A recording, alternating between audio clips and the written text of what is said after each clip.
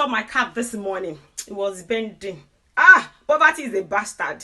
Poverty is a bastard. Poverty, delete my number. You know, see levels don't change. When destiny helper locate you like this, your cap they go up, they go up. Look, malo. You don't see shoulder pad. I never see money, oh boy. Today, you can't go like this. Can't go like this. Can't they go like this? Shoulder high. Don't worry about one day. Hey, too much. Pepe demo, morado, pepe demo. Pepe demo, look at Pepe demo. I wanna be a billionaire, yeah. Good morning. Look at my depressed face.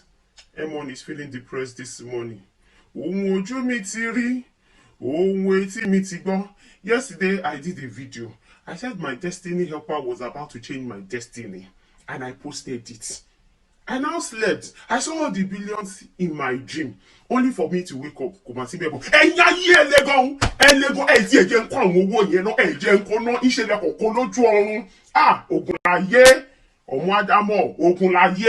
my neck now. Look where it's overnight since shoulder pad ti lọ ìgbéraga ti lọlẹ̀, fìlà gan ti lọlẹ̀, kábíyèsí olódùmarè àwọn ayé ti fi hàn mí.